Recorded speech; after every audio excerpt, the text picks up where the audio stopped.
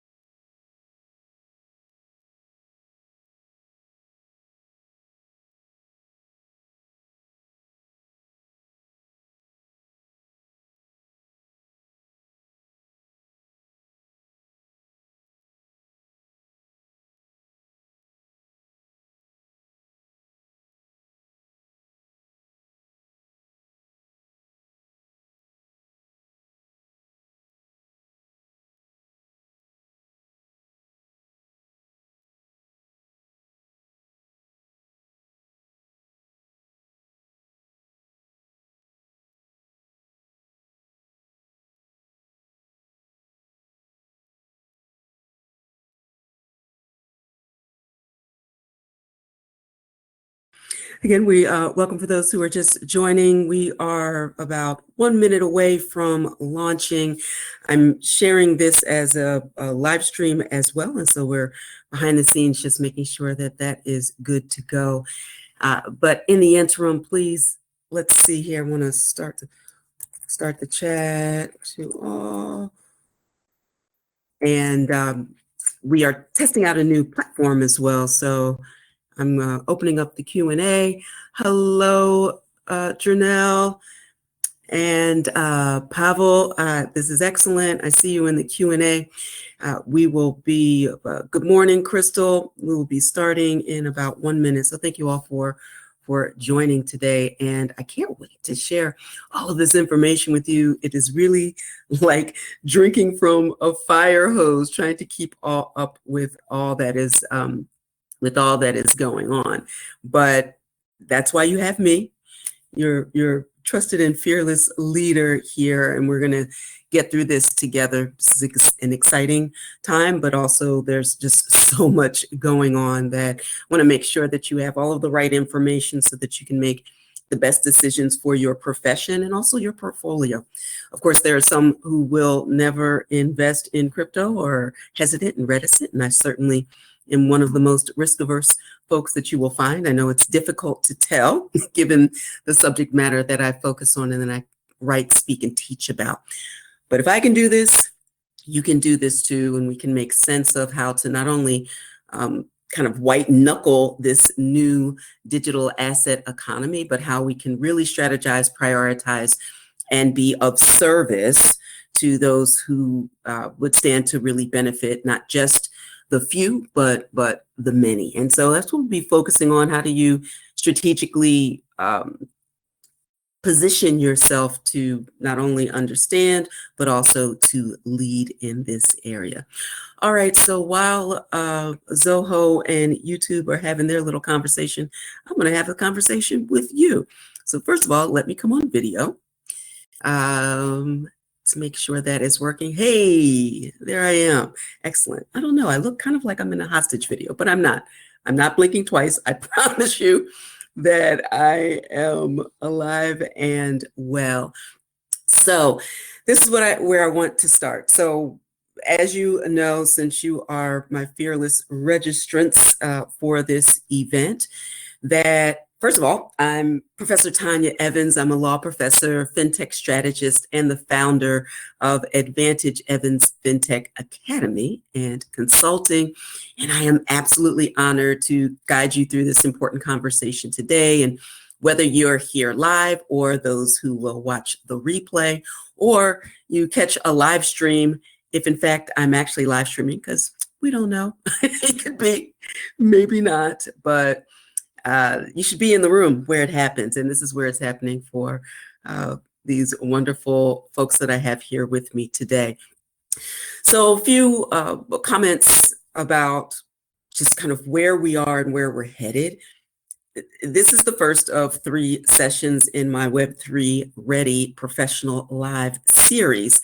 And it's being hosted during Financial Literacy Month here in the United States. And each session is designed not just to inform you. I'm a writer, speaker, teacher at heart, so I'm always going to do that, but also to empower you, to equip you as a legal, financial, or business professional with the insight and the language to lead in this rapidly evolving digital economy. Now, you may be here because your clients are asking about crypto. I just did a presentation recently to a bunch of there was a group of trust advisors, some lawyers, mostly financial professionals, but just really cognizant of the fact that they were turning away clients because they didn't have an internal plan or protocol, a checklist. They weren't calling in professionals to help them keep younger clients that were holding crypto. Over the past 4 years, it became abundantly clear in banking and finance from the various agencies, administrative agencies, kind of not to touch crypto with a 10-foot pole. So it was easy for professionals to sit on the sidelines because the government was saying, don't do this. Meanwhile, behind the scenes, and I've been in crypto since 2017, there was a lot of activity and action, not only in government, but also in the financial world to, on one hand, it makes me think of Jamie Dimon that says on one hand, don't touch Bitcoin is trash, has no value, but behind the scenes, registering patents for blockchain and blockchain enabled settlement of transactions where they're saving a ton of money internally, but not passing that on, or offering strategic services for high net worth individuals, but not for all of their customers. And so that's not really the ethos and the spirit of this idea of being in control of one's own money. And again, that might not be for everybody at this stage. I remember learning about this magic internet money and not wanting anything to do with it for sure. But as I started to kind of have my own rabbit hole experience and really dive in to the intersection of my area and expertise, which is intellectual property and new technologies. When I first graduated from Howard Law School and I clerked in the Third Circuit, worked in big law, I actually worked in the Trust and Estates Department for high net worth individuals. It's funny to think back to 20 some years ago when I graduated from law school to what I'm doing now. But what I realized is that all of those individual experiences have positioned me in a way to really have some interesting conversations, not just about trust and estates work, which is certainly important. And in session 2, I'll cover that in greater depth.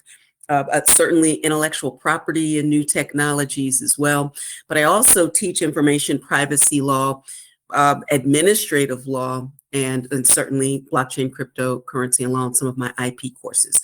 So that's why I'm really excited to say that from, and not many people talk about this topic from a professional point of view. You hear from the number go up folks. Look, I'm heavily invested in crypto, so that certainly is true. But even if I didn't do that, there is so much opportunity to be well versed in this space so that you can show up for clients, and really, you're just going to be the smartest person in the room. In fact, the fact that you are here with me now suggests that you're already ahead of the curve. And so I want to get you to that next level, because, and that's what this space in our conversations over these weeks during April will be. This is no hype session.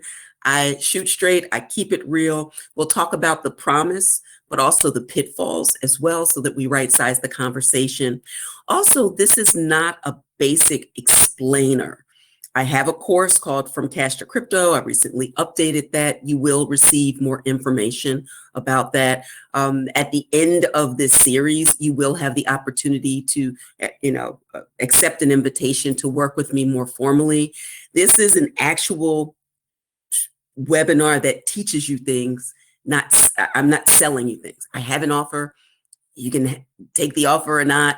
That's fine. But this time that we spend together is really about you, and also listening to your questions from webinar to webinar as well. And then if you want to work with me, great. Want to buy my book, have advantage of some of the other resources, that is all here for you. But today we begin with the big picture and what's changed in crypto law and why it matters for you, your practice, your clients, and your own legacy, personally and professionally. Well, last point before we dive in a quick note, and let me check on my YouTube folks who may or may not be there. We don't know. Good go. Oh, we might be cooking with gas here. So we shall see. But anyway, and again, welcome Kristen and Crystal and all. I see you all in the Q&A. Question to you all: do you see each other's comments in the Q&A? It may be for the next session that I tweak something so that some of this is moved to chat, but it's fine. I am seeing that. I'm just hoping that you all are as well. And if not, we'll fix it for next time. All right. All right. Now, the final piece that I want to say, and let me get organized here, is there were some questions about recordings, replays, etc. If you are watching a live stream on some other platform, that's LinkedIn, YouTube, etc., you will not have access. You can have access to my presentation live, but you won't have access to the replay or the handouts and the other materials, the workbook for each session. Today's session is being recorded and will be available for all registered attendees or registrants. I'm the type of person who would sit in the front of the class and never miss a class. So the magic really is in a live experience. I get a chance in real time to see your questions and answer, but you may be, thank you, Jeremy, appreciate it. There will be the opportunity for this type of engagement going back and forth. You will have access to the files. So there is a workbook here. I will look down at my toolbar and share that in a moment. You are welcome when you watch the live stream, but in order to really participate fully, be here live, be in the room where it happens, use the materials that I've prepared so that you can continue to grow and be in community with folks who are here as well. All right, let's get into it. Change my window. There we go. And I'm going to reshare so that I can, just wanted to restart this PowerPoint.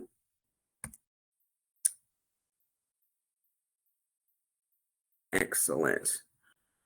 All right.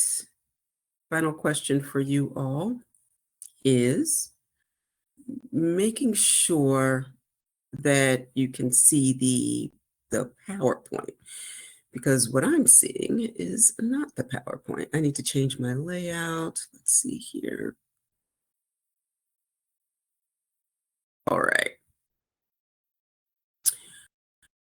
I'm going back over to the Q&A. One last question for those of you who are watching and not just listening. want to make sure that you are seeing the slides. So I am going to put the show, share the show. Okay, here we go. I think we're good to go. All right, so what we're going to move through here, and let me stay on time and on task, is a bit about why this moment matters. We'll talk about at a very high level, and there's more in the workbook or the session materials. What are digital assets really? What changed and why it matters, and some legal compliance leadership priorities, and then what's coming up next, and to help you kind of get started. All right. So what are digital assets really? And because, you might drop in the comments kind of your level of understanding, maybe relatively new, maybe you know enough to be dangerous, maybe you're seasoned and well-versed and really want to take it to the next level. And it give me an idea of where you are in terms of your own understanding and appreciation for this space. Because I think that's going to be helpful for me as we kind of move through together about at what level to kind of get at this information. But I'm trying not to make any assumptions as well. So, we need a good baseline of understanding about the fact that digital assets are not a monolith.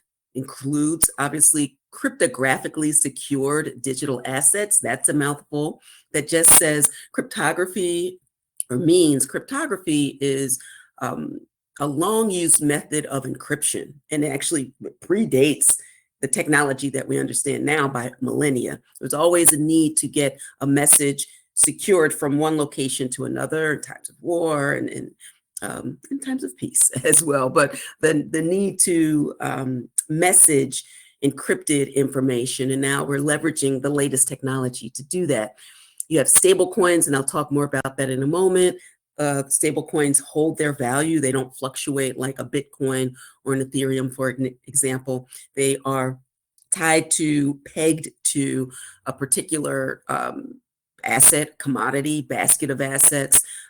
Stable coins are the focus of the Stable and the Genius Acts coming from the House and the Senate, the chambers of Congress, respectively. And the Stable Genius Act, I think you get the pun, is headed to the president's desk for signature as soon as they kind of work out what the various versions from the various from the two parts of Congress come together to reconcile the language, and then it heads to the president's desk. We will have a signed stablecoin bill that becomes a law. Shout out to Schoolhouse Rock. And then we have tokenized real world assets, the idea of the property or securities that are tokenized and open up liquidity and open up markets. Certainly you heard about the non-fungible boom and bust and reorganization when connected to art. I happen to love NFTs for a number of reasons, mostly the technology that drives it. So while we heard quite a bit about using NFTs in connection with digital art or collectibles, that technology is so much bigger and broader than that. And so I'm excited to kind of talk about that as well. And then the fact that each digital asset has a distinct legal, tax, and compliance implication. And so throwing them, the thousands upon thousands of different types of digital assets into one basket is one of the biggest mistakes that I hear when professionals are talking about crypto or blockchain. Just say, it's all scam, it's all this or it's all that. You have to be more specific. And the minute somebody says it's all A, you absolutely, positively, 100% know that they don't know what they're talking about.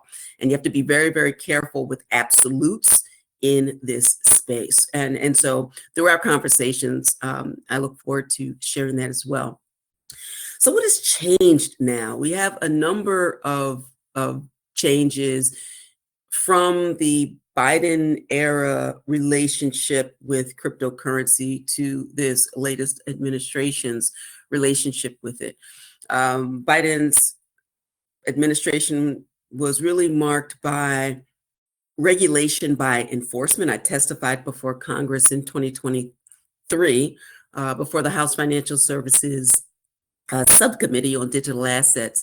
At that time, I was testifying about an unwritten policy that seemed to be in force in the background, and those beliefs have come to be proven through FOIA requests. But this idea of kind of weaponizing the Securities and Exchange Commission under Gary Gensler, that instead of promulgating rules of engagement that an entire industry could benefit from, even if they were really, really tough, the bright line of knowing where the line is really, really important when innovators are trying to build in a space that really is a global market. It's not just about the United States, and it's like trying to contain the internet just in one particular country in terms of rules and regulations. It just doesn't work with a global technology.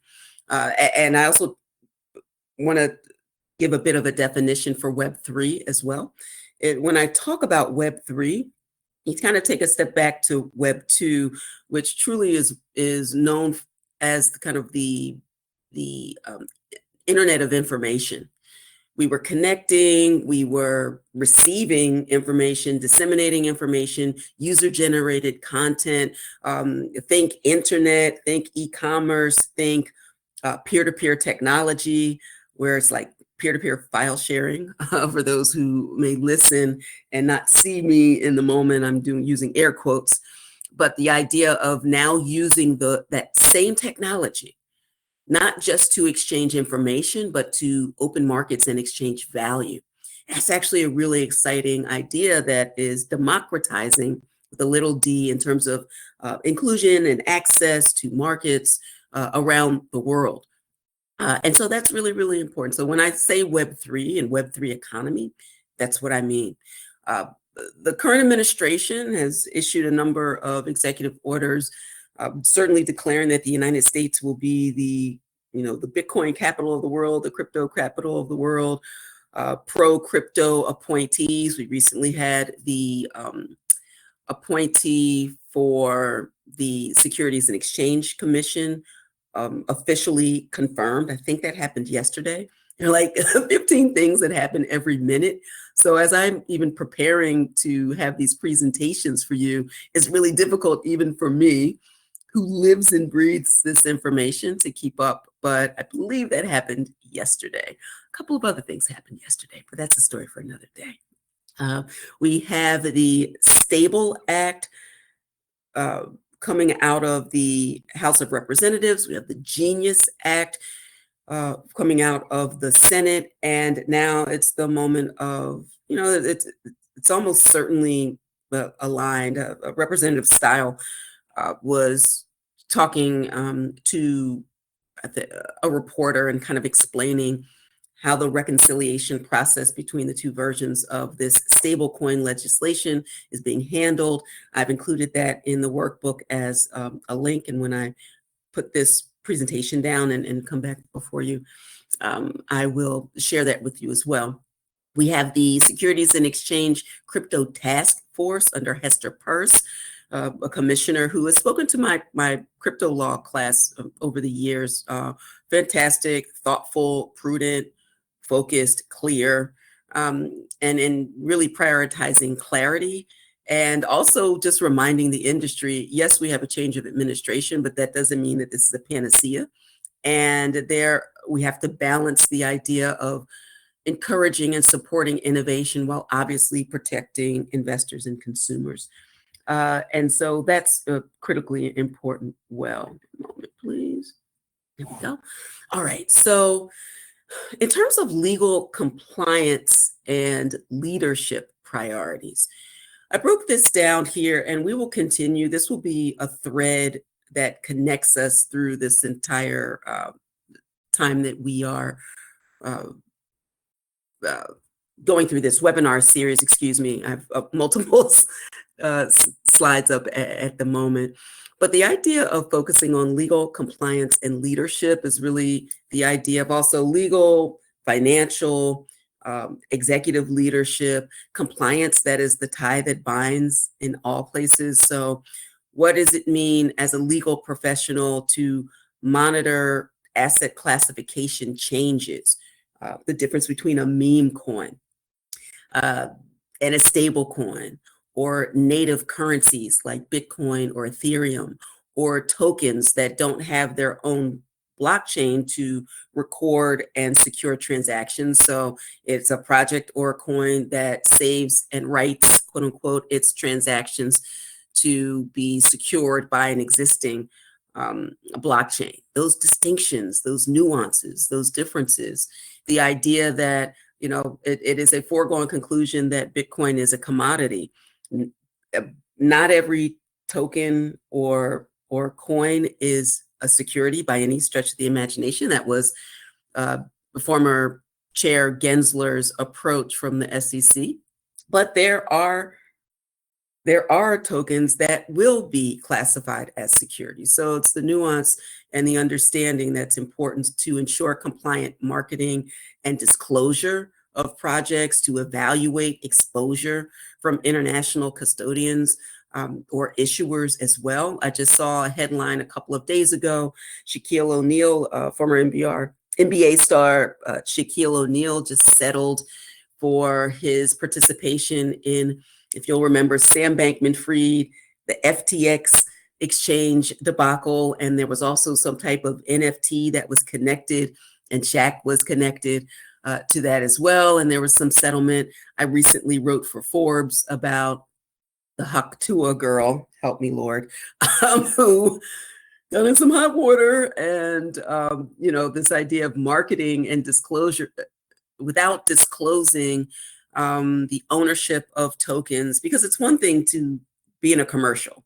It's another thing to promote and also benefit from what ends up being a pump and dump scheme. And that is problematic. And a lot of celebrities have gotten in hot water trying to either jump in with NFTs or with meme coins, and they find out the hard way that selling an NFT or a meme coin or another financial product is not like selling sneakers, right? Or music. And so that is important too. And also makes me think about, I did a presentation recently where the idea of name, image, likeness, or NIL deals for collegiate athletes came up. For those who don't know, I played tennis on a tennis scholarship at Northwestern University, and then I played professionally for 4 years. So I've always been really, really connected to and interested in the monetization around performance and sports. And so that plays a role here if you happen to be advising clients either on the financial or legal side as well. For a matter of compliance, you should be tracking the crypto task force. So you can look up or go to sec.gov and look up the crypto task force that I mentioned. Hester Peirce is leading in that regard. They have a number of roundtables. They are inviting discussion and contributions to the development of regulation in this space. And it's really important. This is like a once in a lifetime opportunity to really participate meaningfully in the development of a law that will be around forever. Most of the time we're just studying laws or financial rules that have predate us. This is the opportunity to actually participate or at least watch in real time as they're being developed. Also, don't mistake deregulation for reduced responsibility. It is difficult to tell, and I have a lot of issues with government officials who also participate in a sizable way to have financial gain at the same time that the rules of the road are being changed and being driven by the same folks. And I have great concerns about that. We could have a whole other discussion about the ethics. I've written for Forbes about it, and I will continue to do so. But it's kind of like two things can be true. You can have a viable technology, You can have good and bad actors. You can have ethical issues and still move in a comprehensive, innovative or innovation forward, separating the technology, which is relatively agnostic, from activities. So that comes to translating uncertainty into strategy, and also certainly helping clients to prepare and not to panic. In order to do that, you have to be well versed and prepared as well. I'm going to talk about this, take the slides down, and then share the workbook and engage with some of your questions. And I have some other things to share. But just as a reminder for coming up in the series, April 17th, crypto and estate planning. So talking about trust language and trust terms, having a checklist for how to have conversations with clients about their if they're self-custodying their assets, whether a trust advisor or a financial advisor can custody or under what circumstances, or whether you should. Access to crypto assets, because if someone is building sizable, or it doesn't have to be necessarily sizable, but building wealth in the crypto space, but no one else in their family and no one on their representative team knows how to access it, and might as well not even exist. And the tax implications as well. So in the workbook today, you will see a link, and I'll share it in a moment. You'll see a link to some of the guidelines, like the top 5 things to do right now and 3 things to prepare for next year. Obviously, the tax deadline is coming up.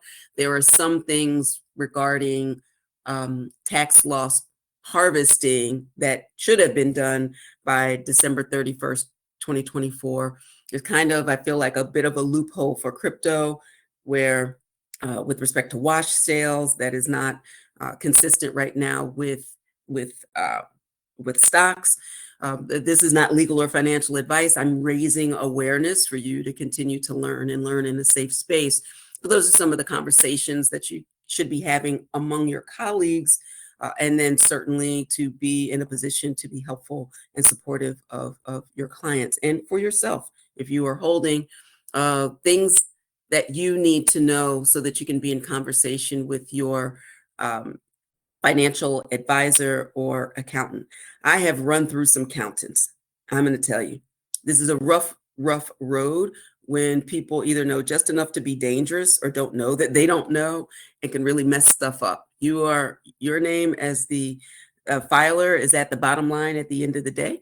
And we have to do a better job as professionals to make sure that we are showing up and preparing folks to leverage, to take advantage of, but pay every single bit down to the penny of tax you owe, and not one penny more. So that's always that balance, to be sure. And there are so few legal and financial professionals who can engage in this conversation and to really protect and zealously advocate for and advise clients that if this is a lane that you want to fill, it is wide open.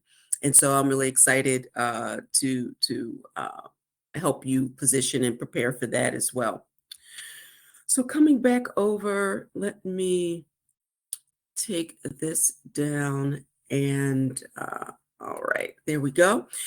So now hopefully you can see me as well. I see some comments, so just want to drop in hold on a second, I'm going to go down. Excellent. All right, there we go. Hey, Anthony, good to have you here as well. And okay, so now let's have even more of a conversation. And let me see now, I want to share a file now for the workbook so that, hold on one second, there we go. This is what you will receive when I follow up after we are finished, but I kind of wanted to just take you through it now as well. And this is kind of what we'll have as we go through with each webinar. So we're going to go through rendering a little Let me take it down a little bit. Go back a little bit. There we go. Some of the, there'll be some hyperlinks here in terms of key terms that I want to encourage you to know, because really, obviously, it's really challenging to have these conversations when there's so much terminology, right? In fact, I want to see if there are words or phrases, even in the time that we've been together now, just about 38, 40-ish minutes or so, that I may have said that you're like, that's interesting. I don't know what the heck that means. And drop that in our chat as well. And I'll be mindful of that. But I also, readers are leaders. And as your professor for this, I want to make sure that we are covering the terminology as well. So key terms to lean into after this session, and certainly as we move forward in the weeks to come, digital assets, you're going to hear, there are a lot of terms that you will hear around cryptocurrency, cryptocurrencies. So you will hear most often in legislation and regulation, digital assets more than crypto. And there's kind of an internal war in the crypto industry around terminology. Bitcoin is the OG. It was first launched by a pseudonymous character named Satoshi Nakamoto.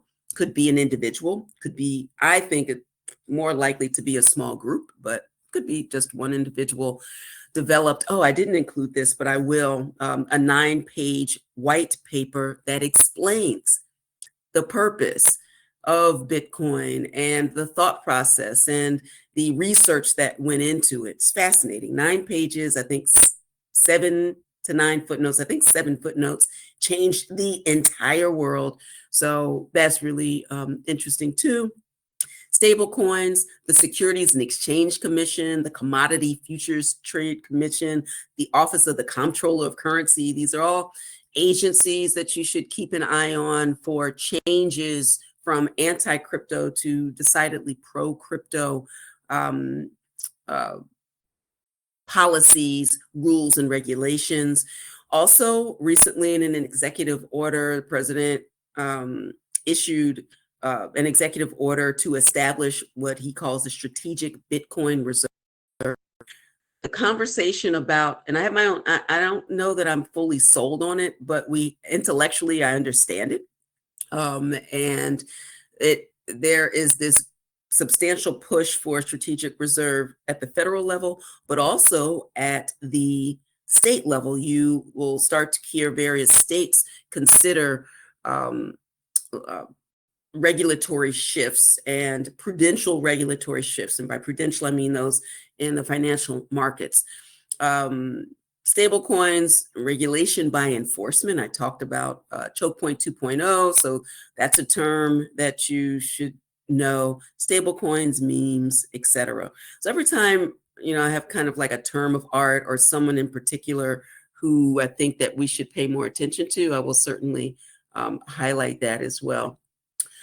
Also, let me go back here in the workbook, just kind of some reflection questions that I think will be helpful as well.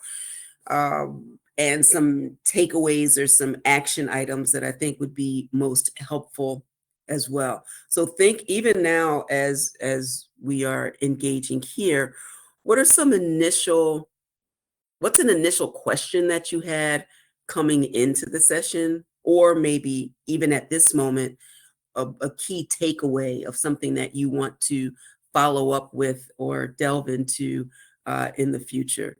So go away.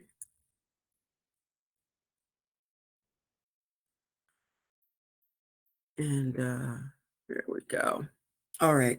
So, and what I will be asking you when I follow up is what additional information or support you might need in order to continue moving forward, because we all have a different idea of what we're working on, a different stage, to be sure. And so in order for me to prioritize what would be most interesting to you and most helpful, I think that will be great to have that information.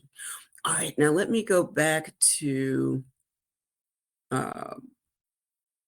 some things that I wanted to share more specifically about the breakdown with cryptocurrencies and stablecoins, because this is going to be really, really important to start to move through. The stablecoins as digital tokens, as I said, that are pegged to fiat currencies, another term of art, just means government issued currency, obviously like the dollar.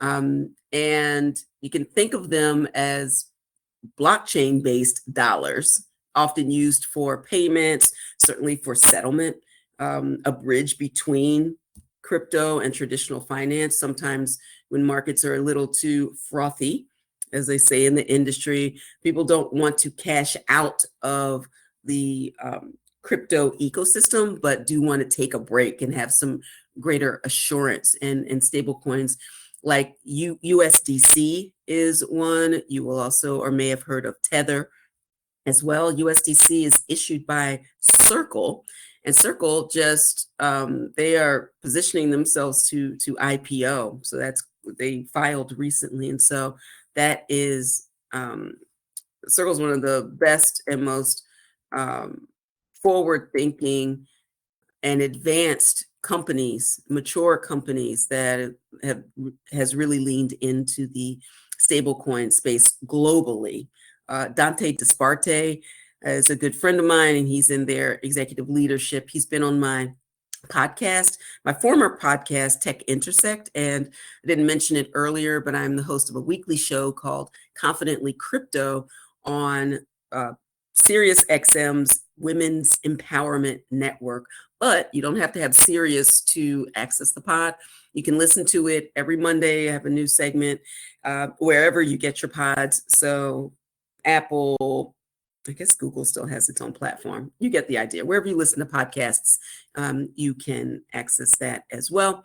And so the idea of like why this matters, each type of asset triggers a different legal and tax compliance obligation.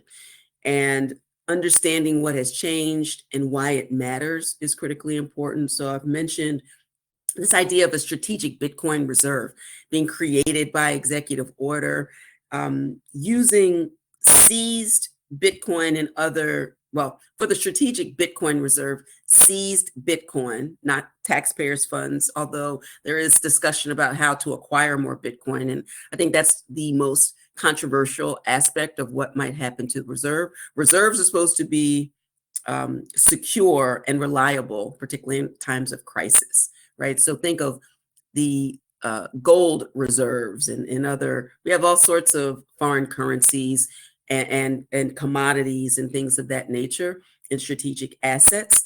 And it's an interesting conversation around the Bitcoin reserve, but that's a story for another day in terms of a deep dive. But I put that, I commend that to you to learn more for sure, and I'll be mentioning it again. Noting that the Treasury Department has removed regulatory barriers for Bitcoin and crypto innovation. Exchange traded products are something that I want you to pay attention to as well. We had, I think, 11 or 13 exchange traded funds with the underlying asset being Bitcoin or the spot Bitcoin. And that happened in January of 2024.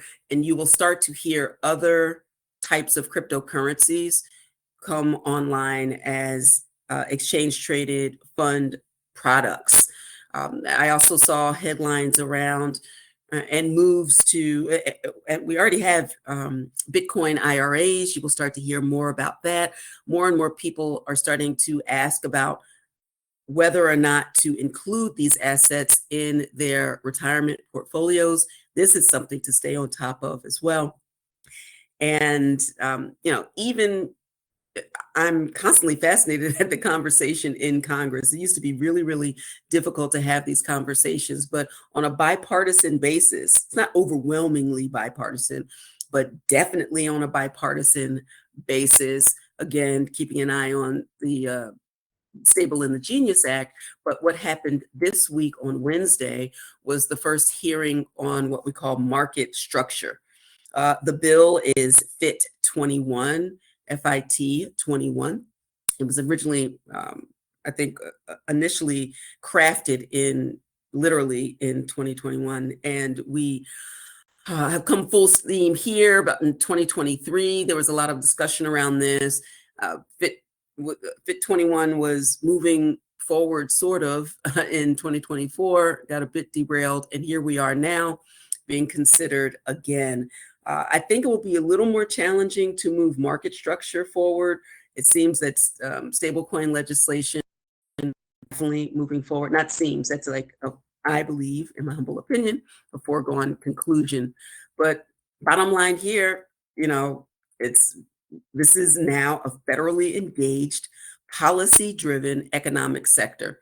And while the tone has softened, the need for clarity and caution absolutely remains, particularly in this economic cycle. So, and a final point, I really want to press this point. A friendly regulator does not mean there's no risk. It means that we have a window of opportunity to engage proactively, while also ensuring that we don't misread the shift as complete deregulation. Now, I could be proved wrong. I'm not, defending or standing up for a particular position, other than positioning ourselves as professionals and those who are leaning into, what investing looks like in the new economy. The fact that you should absolutely positively, in your personal capacity, do every traditional thing, everything where some other asset is working harder than you. It's the reason that, wealthy individuals tend to not want an income, because income is taxed at a higher rate than capital assets. Capital assets have their intrinsic value and also generate additional value. For example, home ownership, obviously, stocks and bonds, business, intellectual property, and now cryptocurrencies, because they are taxed as a capital asset. And that's why it's a bit of a misnomer to have these assets called cryptocurrencies. The currency throws people off. The original intent was peer-to-peer cash. I don't think that Bitcoin, for example, functions in the United States as a medium of, it has the characteristics of unit of account, medium of exchange, store of value, all of the things that we think about for currencies. But that store of value, particularly for assets that fluctuate widely, is distinct. And it is like this, combination of currency, but also asset.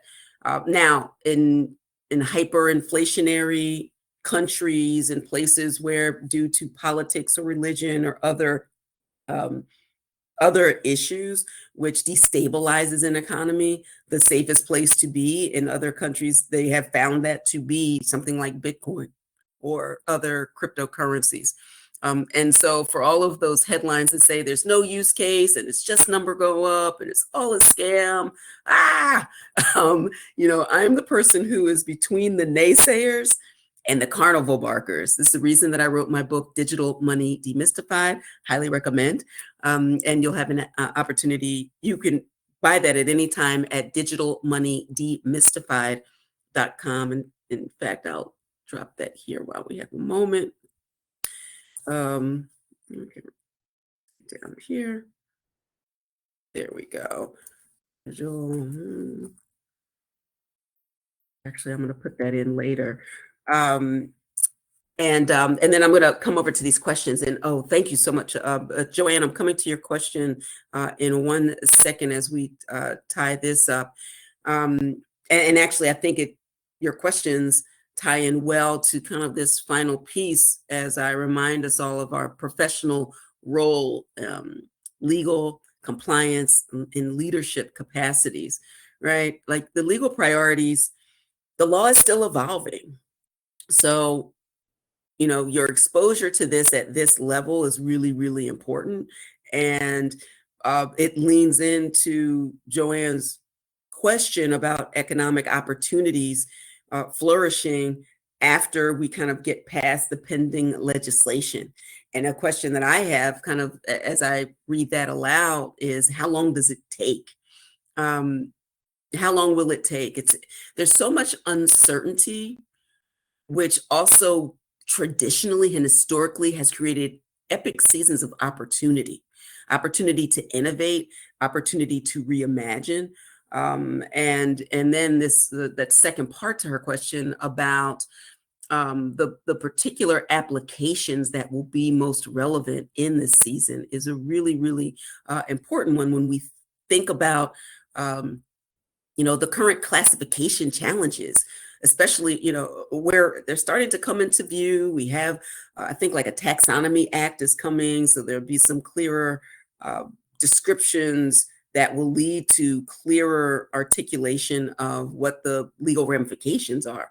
And that will lead us to reviewing how our firms and our practices, our businesses are messaging around digital assets internally and externally. How are we dealing internally with procedures and protocols based upon the opportunities and the applications? I wrote recently, and the final point is the cross-border implications, right? So I did an article recently in Forbes that talked about some of the biggest trends.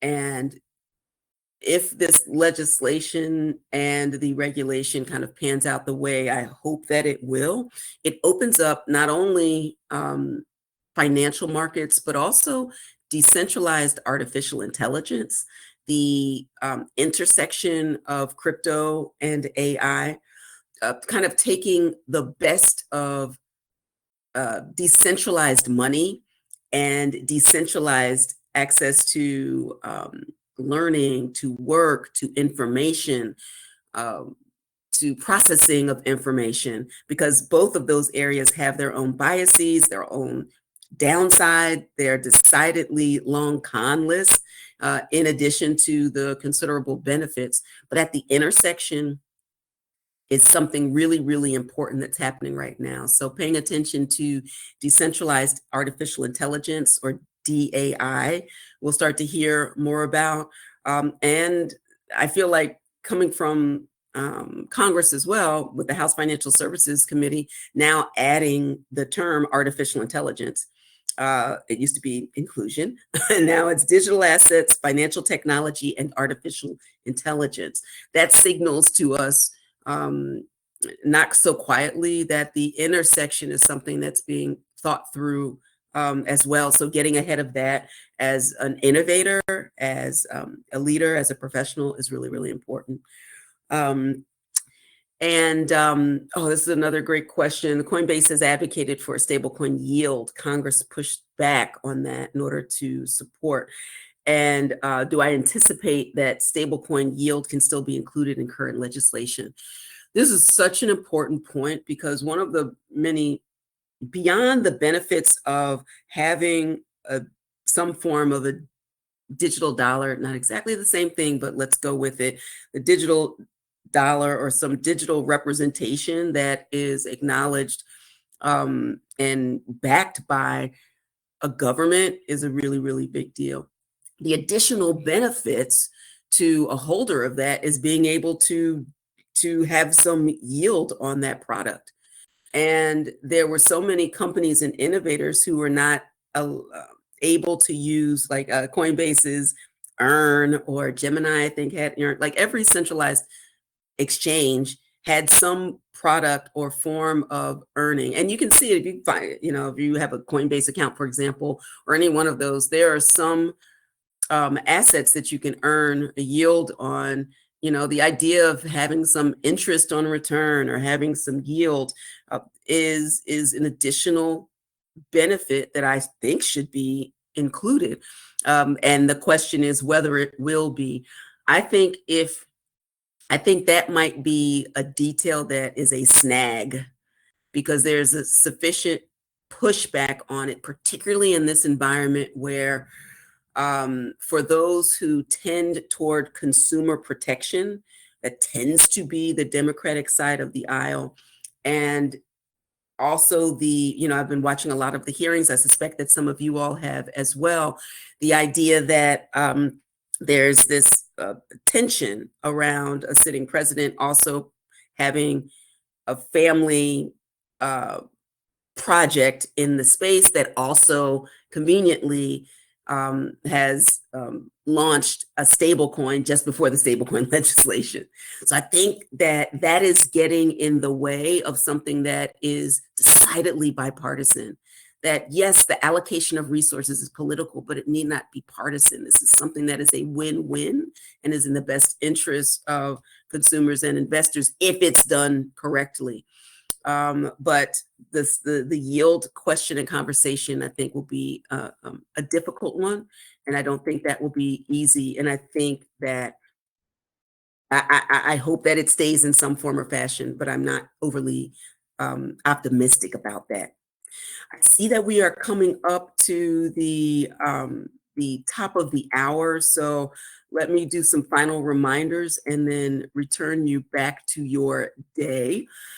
I've already reminded you, and you already know about the upcoming sessions as well. I'll send a reminder in your inboxes, and you have some automated reminders too. I want to put on your radar that in addition to these webinars, there'll be on May 1st a 2-hour training where we take 3 of the top points out of each of the one of the top points from each of these webinars, and then take a deeper dive at that time. That'll be on May 1st. So look out for that information as well. That will be free if you are an existing client, if you are in the From Cash to Crypto program, if you're one of my consulting clients, that will certainly be compliments. Otherwise, for everyone else, you'll get information about how you can participate as well. And I'm also going to send out after this the workbook, and next time you'll have it a bit in advance as well. And I'll be fielding some of your other questions that I didn't get to. I see some private questions, or not private, but anonymous questions as well. And I love those. And so I'm going to include those in my message to follow up with you. You will see the replay link. I think it comes out 15 or 30 minutes after this. Can't really remember, but just final point. And now that we've set the stage, we've clarified kind of the legal and the policy landscape, mapped out what's ahead. And now I'm all about action as well. So I want the clarity that I want you to have as you dive into some of the supporting information, what the Stable Genius Act could mean for stable coin issuers and users, the SEC's reclassification of meme coins as commodities, unless, is really worth noting. How the Department of Justice, Treasury, and the SEC are aligning on crypto and changing really for the first time, and what that means, and the why. Because the headlines would suggest that it's just the wild, wild west. There's a lot of wild, wild west going on, but there are some reasons for the reprioritizing of actual fraud, of actual individuals, rather than some of the ways that this information has been handled in the past. And so I leave that to you to kind of work through. And the Crypto Tax Tips Primer will be a link in the workbook. So with that, I thank you for joining me on this first one and your participation. Please go and share this information for others who might benefit from it as well. And I will see you next Thursday. Have a great Thursday. And if you're ready to grow, let's go.